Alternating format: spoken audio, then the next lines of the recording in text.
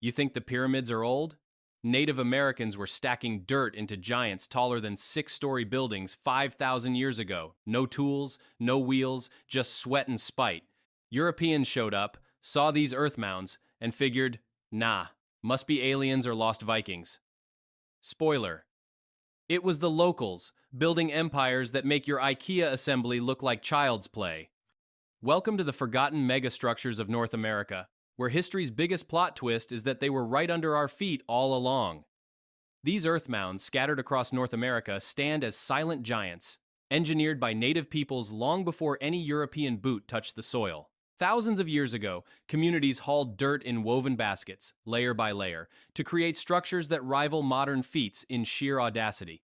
Some towers rose higher than six-story buildings, others stretched in animal shapes across the landscape, from the Mississippi Valley to Ohio's rivers and Florida's swamps. Without metal tools, wheels, or draft animals, they moved millions of cubic feet of earth through coordinated human effort alone. The oldest date back nearly 5,000 years, outlasting the Roman Colosseum, the Great Wall, and even Giza's pyramids by centuries. It's like imagining a neighborhood potluck turning into a skyline, all powered by communal resolve and the rhythm of seasons. Yet these weren't random piles. They served as platforms for homes, ceremonies, and burials, embedding cultural stories into the very ground. Key sites highlight the scale of this achievement, each a testament to organized societies thriving in ways that still puzzle experts. Cahokia, near today's St. Louis, Missouri, buzzed with up to 20,000 residents at its peak around 1,000 years ago, surpassing London's population back then. Picture a dirt-based metropolis with plazas, temples, and markets where daily life pulsed atop these engineered hills. Then there's Serpent Mound in Ohio, a sinuous earthwork over 1,300 feet long, coiling like a guardian spirit across the hills, aligned perhaps with celestial events. Poverty Point in Louisiana adds another layer, with concentric ridges and massive mounds forming a bullseye pattern that demanded precise planning. These weren't solitary efforts but collective endeavors, where families and clans converged, turning raw land into lasting monuments that echoed their worldview. When European explorers first encountered these mounds in the 1500s and beyond, disbelief hit like a punchline they couldn't swallow. They met native peoples living modestly, yet here were these colossal constructs defying explanation. Rather than crediting the locals, many spun tales of a vanished superior race, maybe ancient migrants from Europe or biblical lost tribes. It's the historical equivalent of finding a smartphone in a cave and assuming cavemen couldn't have invented it. This mindset fueled wild theories for centuries, from Viking builders to Atlantean refugees, justifying treasure hunts that ravaged sites. Settlers plowed through mounds for farmland or dug recklessly, erasing evidence in pursuit of imagined gold, all while dismissing the indigenous knowledge right in front of them. Archaeology eventually cut through the fog, shifting from loot-seeking to truth-digging in the 19th and 20th centuries. Excavations uncovered stone tools, pottery shards, human remains, and wooden structure remnants, piecing together a narrative of skill and survival. Radiocarbon dating pinned ages accurately, revealing construction timelines spanning generations. No longer a riddle of mythical outsiders, the mounds emerged as products of native ingenuity, where communities banded against environmental odds. Think of it as open-source engineering in an era without blueprints, fostering bonds that sustained societies through floods, droughts, and migrations. This revelation reframed history, honoring the builder's legacy while exposing how colonial arrogance nearly buried it forever. The story of these earthworks kicks off in the Archaic period, around 3500 BCE, when North America's landscape was still wild and unforgiving, dotted with hunter-gatherer bands chasing deer through Louisiana's floodplains. At Watson Brake, near the Wachita River, these seasonal nomads decided to leave a mark that outlasted their fleeting camps. They piled up 11 low, circular mounds connected by ridges into an oval nearly 900 feet across, all without a single farm plot or permanent village to anchor them. This wasn't some hasty dirt fort. Construction dragged on for 500 years, with families returning year after year, driven by reasons lost to time, perhaps rituals tied to the stars or social bonds forged in shared labor. Archaeologists once scoffed at the idea that non-farmers could pull off such feats, but the evidence smirks back. These folks managed complex projects on fish, nuts, and wild game alone, flipping old assumptions about primitive societies on their head. It's a quiet irony, how these transient lives built something so stubbornly permanent. while empires elsewhere rose and fell on stone.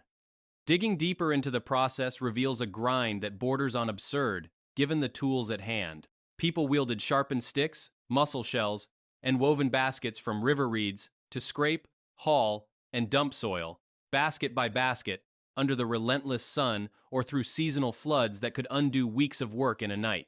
No beasts of burden, no wheels, just human chains passing loads across the site, generation after generation, adding layers like a communal diary etched in earth. The mounds rose slowly, perhaps serving as gathering spots for feasts or ceremonies, where stories were swapped and alliances sealed. By 2800 BCE, mound building paused, maybe due to shifting rivers or climate quirks that scattered the groups, but the structures stood as proof that cooperation could conquer even the most thankless tasks. In a world where survival meant constant motion, these builders planted roots in the ground itself, a dark punchline to how stillness can emerge from chaos.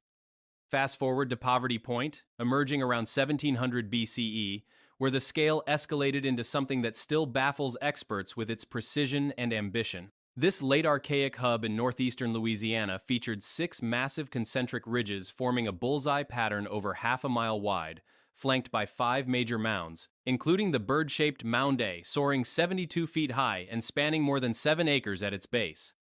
Built by a society still reliant on hunting, fishing, and gathering, without domesticated crops, the site demanded an estimated 1.5 million cubic yards of earth moved by hand, equivalent to filling a modern football stadium multiple times over. Thousands contributed, organizing into work crews that hauled baskets non-stop, perhaps during seasonal gatherings when food was plentiful.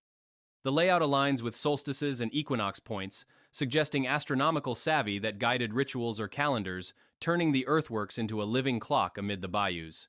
It's almost comical how these simple folk engineered a complex that rivaled anything in the ancient world, all while dodging alligators and mosquitoes in the humid haze.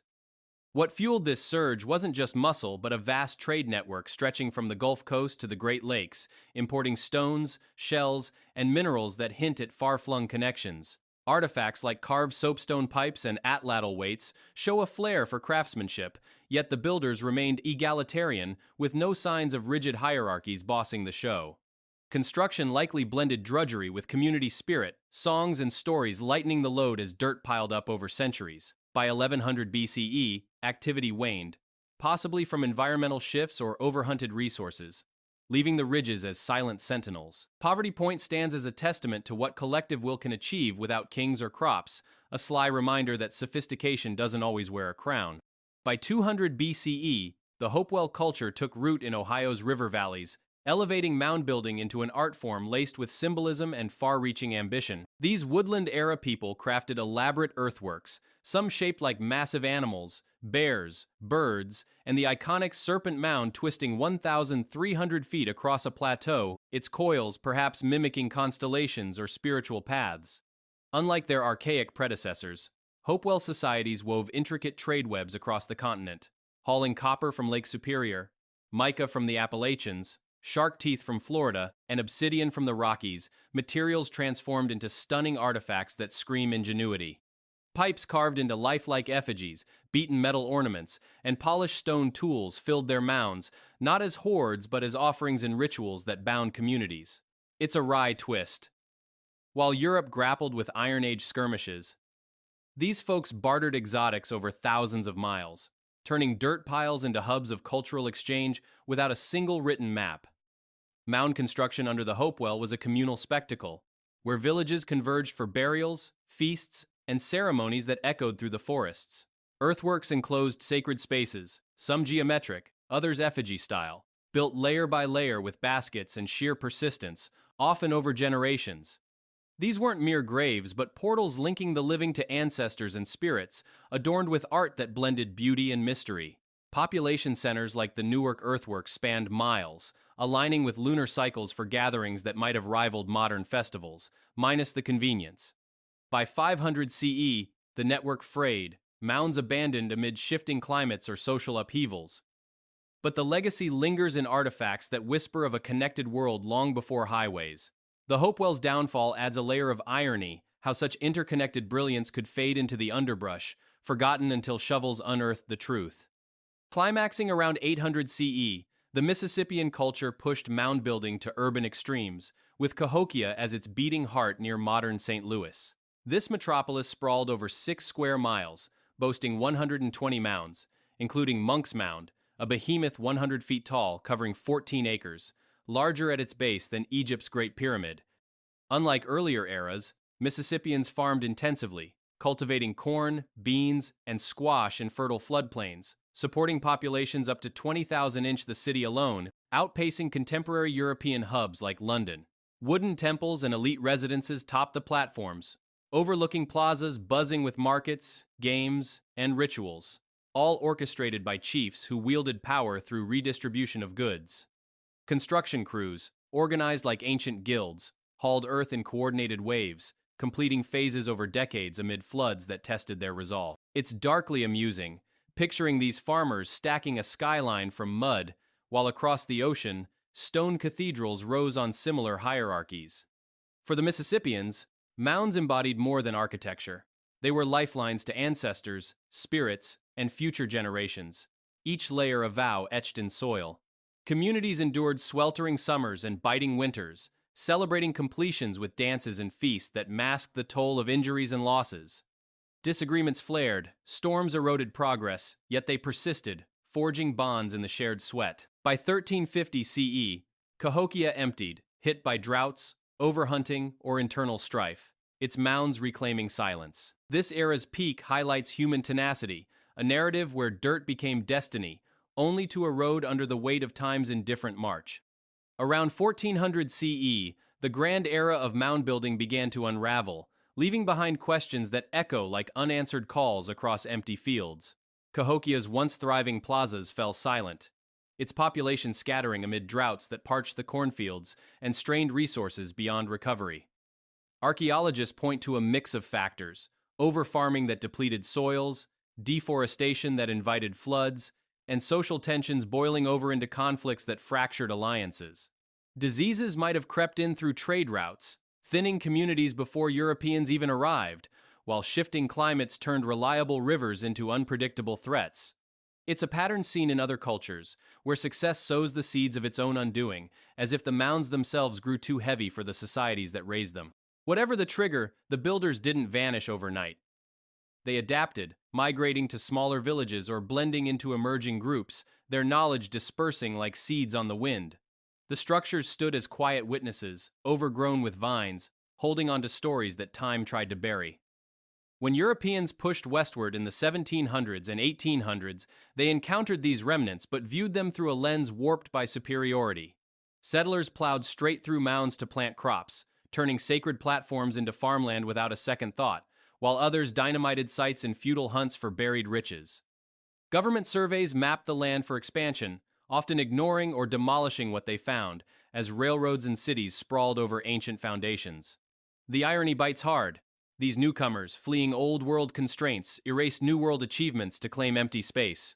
Myths proliferated in newspapers and books, crediting the mounds to everyone but the native peoples, from wandering Welsh princes to survivors of lost continents. Presidents like Thomas Jefferson dabbled in excavations, yet even his curiosity fed narratives that sidelined indigenous contributions, framing the builders as a mysterious other to justify land grabs. By the mid-1800s, thousands of mounds had been leveled, their artifacts scattered to collectors or lost forever, a cultural amnesia that rewrote history in the victor's ink. Restoration gained momentum in the late 1800s, as scholars like Cyrus Thomas from the Smithsonian debunked the lost race fables through systematic digs, proving native origins with pottery, tools, and oral traditions that matched the evidence. Indigenous voices, long suppressed, began to resurface through activists and tribal historians who demanded recognition, weaving mound stories back into their heritage. Federal laws like the Antiquities Act of 1906 offered protections, designating sites as national monuments, though enforcement lagged amid ongoing encroachments. Cahokia earned UNESCO status in 1982, drawing visitors to walk its grounds and ponder the scale, while Serpent Mound and Poverty Point followed as preserved parks where education replaced exploitation. Modern tribes, including the Osage and Caddo descendants, reclaim these spaces for ceremonies, teaching youth about ancestors who shaped the land with bare hands. It's a slow reversal, where forgotten echoes turn into living dialogues, countering centuries of oversight with quiet persistence. Technology now peels back layers without disturbing the Earth, ground-penetrating radar mapping, hidden structures, and drone surveys revealing alignments invisible from the ground. Recent finds, like additional mounds in Louisiana's bayous or village remnants in Ohio, add depth to the timeline, showing how these sites interconnected across regions. Communities rally around preservation, with grants funding restorations that blend science and tradition, ensuring mounds aren't just relics but active links to identity. For many Native groups, these efforts heal old wounds, turning sites of loss into sources of strength, where rituals honor the labor that once united clans against the unknown. Lessons from the mounds cut through time like a well-worn path. They showcase community power, how ordinary hands stacked extraordinary legacies without decrees from above, a nod to what collaboration yields in lean times. Respect for the land threads through their story, builders who harmonized with rivers and seasons, leaving footprints lighter than those who followed. Memory's fragility stands out too, how truths can erode under myths, urging vigilance in preserving narratives that challenge convenient tales. In reclaiming these earthworks, society confronts its blind spots, acknowledging that history's foundations often lie in the dirt we overlook. The mounds faded, but their builders' ingenuity didn't, outlasting empires that dismissed them. In erasure and revival, they remind us progress often buries its debts. The real mystery? How long we ignored the ground's whispers. These earthworks teach that legacies endure when communities guard them, a quiet defiance against forgetting. Subscribe to Native Legends and History Stories, comment your mound thoughts, hit notifications.